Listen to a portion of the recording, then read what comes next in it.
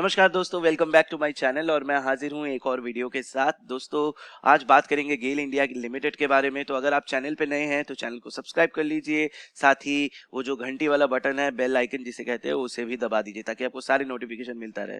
तो सबसे पहले दोस्तों, मुझे बहुत दिनों से मैसेज आ रहे थे कि गेल इंडिया के बारे में बताइए, गेल इंडिया के बारे में एक वीडियो बनाइए। तो आज गेल इंडिया के बारे में वीडियो बनाएंगे। ऑयल एंड गैस एक्सप्लोरेशन करती है, प्रोडक्शन करती है, बहुत बड़ा कंपनी है, सरकारी कंपनी है।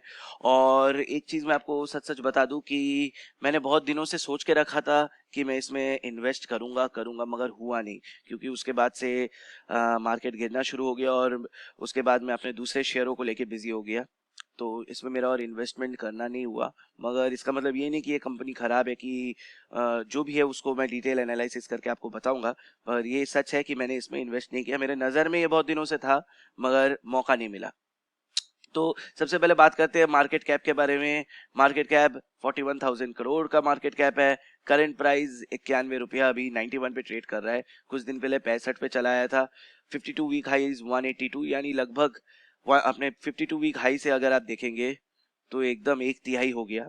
बुक वैल्यू देखेंगे तो लगभग 100 रुपए के बुक वैल्यू है, और अभी ट्रेड कर रहा है 91 रुपया में। अगेन, बुक वैल्यू का मतलब अगर आपको नहीं पता, कोई बात नहीं, बता दूं। बुक वैल्यू मतलब अगर आज कंपनी बंद हो गया तो आपको इतना रुपया मिलेगा, 100 रुपये के आसपास मिलेगा। ये कंपनी का ऑन बुक, यानी जो कंपनी का अकाउंट्स है या कंपनी के जितने भी जो हिसाब किताब है, कहा था, उसके हिसाब से कंपनी का एक शेयर का वैल्यू है 99 rupees.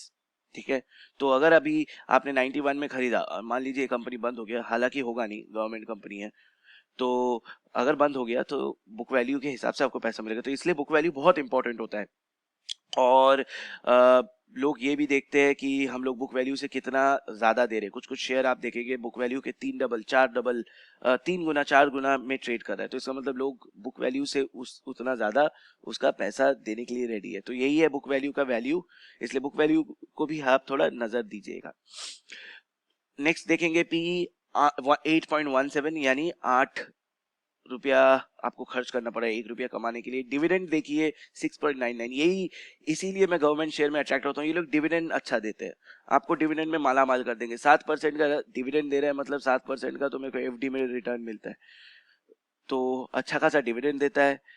Return on capital employed 21%, return on equity 14.75%। Sales growth अगर आप देखेंगे तो 13.25% है, बहुत अच्छा है। और डेट देखेंगे तो 1071 करोड़, अगेन बहुत कम है। इसके दूसरे जो इसके टाइप कंपनीज है उसके हिसाब से तो इसका बहुत कम डेट है। और एक चीज मैं बता दूं, गवर्नमेंट कंपनी है तो डेट लेके आपको चिंता उतना करने का जरूरत नहीं है। Plus plus the most important thing is कि ये सब बड़े फैक्ट्री वाले कंपनीज में डेट ज्यादा होता है, तो उस हिसाब से तो इसमें बहुत कम डेट है। ठीक है। इसका सिर्फ 1,000 करोड़ डेट है, जो इसके लिए कुछ ज्यादा बड़ा बात नहीं है चुकाने का। PG ratio 0.96। इंट्रिंसिक वैल्यू देखिए, ये और एक चीज है, बड़ा चीज, इसके बारे में भी मैं एक डिटेल वीडियो बनाऊंगा बाद में। अभी फिलहाल इंट्रिंसिक वैल्यू से बहुत कम ट्रेड कर रहा है। 161 का इंट्रिंसिक वैल्यू है और उसके नीचे ट्रेड कर रहा है। अब आते हैं प्रॉफिट ग्रोथ में। तो आप देखेंगे इस साल का प्रॉफिट ग्रोथ -14.49 है। ओके। प्रोमोटर होल्डिंग 51.76% है, जो प्रेसिडेंट ऑफ इंडिया, हमारे महामहिम प्रेसिडेंट जी, उनके पास होल्डिंग है। प्लेज्ड कुछ है नहीं। प्रॉफिट ग्रोथ देखेंगे तो 40% का प्रॉफिट ग्रोथ है। और ईपीएस हर शेयर में 10 रुपया कमा के देता है। 90 रुपए का आप शेयर खरीदे तो आपको 10 रुपया कमा के दे रहा है साल में। ठीक है। अब आते हैं कि इन कंपनीज के बारे में थोड़ा बताता हूं मैं आपको। तो सबसे पहले आते हैं गेल के बारे में। तो गेल अगर आप देखेंगे तो इसका फुल फॉर्म है Gas Authority of India Limited, GAIL. Gas नाम से आपको पता लगता है ये गैस गैस में है। एलपीजी अगर देखते हैं उसका ट्रांसमिशन करता है, natural gas, liquid hydrocarbon, petrochemical, बहुत चीज में है और बहुत बड़ा कंपनी है। और GAIL was conferred with the Maharatna status. अब ये महारत्न स्टेटस में, अगर आपको महारत्न नहीं पता तो गवर्नमेंट ऑफ इंडिया अपने कंपनीज को अलग अलग स्टेटस में डालता है। जैसे महारत्न, नवरत्न, यहाँ पे आप देख पाएंगे महारत्न, नवरत्न, मिनी रत्न और मिनी रत्न कैटेगरी 2, मिनी रत्न कैटेगरी 1 और 2। अब यहाँ पर अगर आप देखेंगे तो सबका एक कंडीशन है, आप विकिपीडिया में ये सर्च कर सकते हैं। तो यहाँ पे आपको हर एक का एक कंडीशन मिल जाएगा कि क्यों वो महारत्न बना और क्यों नहीं महारत्न बना। ठीक है।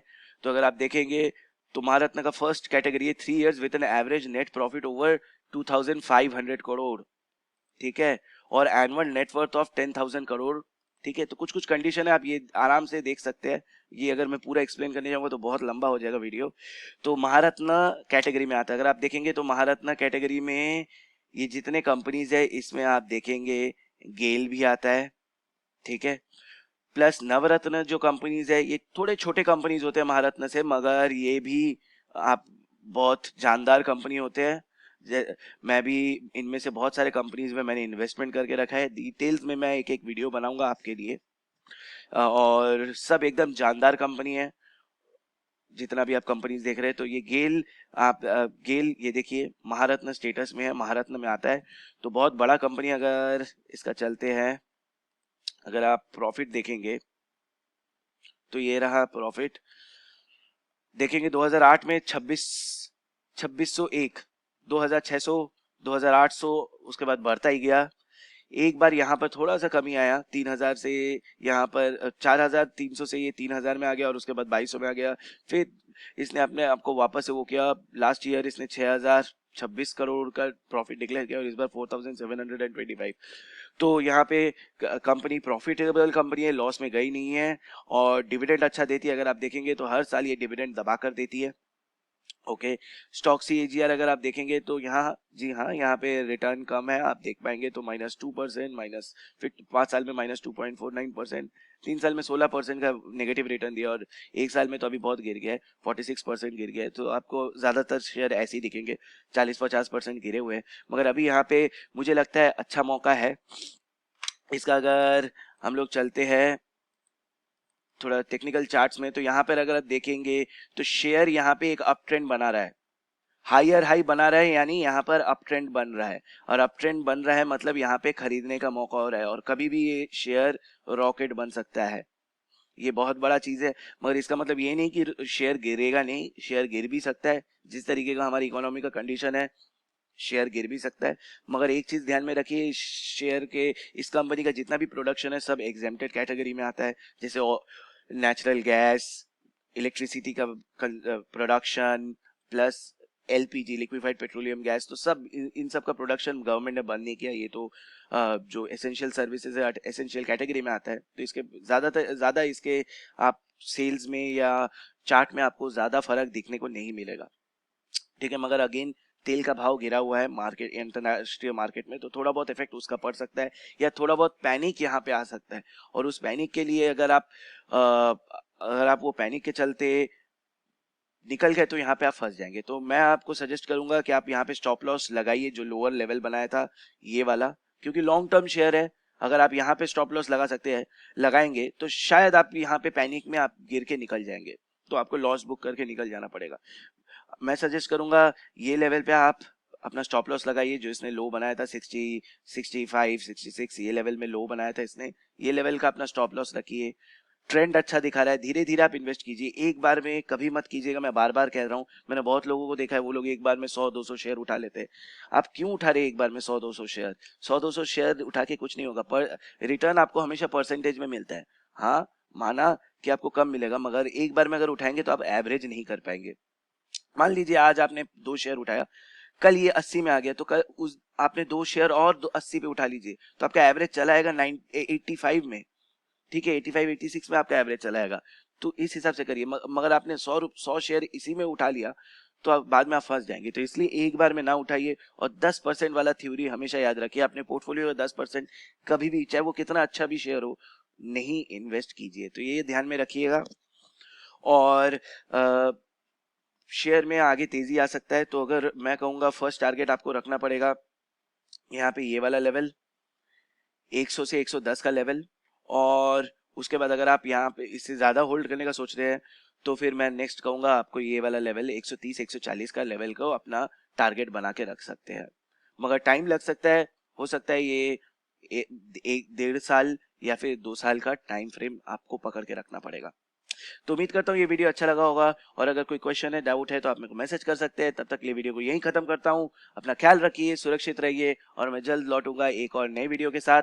और एक चीज बता दूं, मैंने एक सीरीज शुरू किया है टेक्निकल बेसिक टेक्निकल एनालिसिस को लेकर, तो ज़रूर वो सीरीज़ देखिए। यहाँ पर ये जो आई बटन है, यहाँ पर मैंने वो लिंक दे दिया है, क्लिक करके वो सीरीज जरूर देखिए।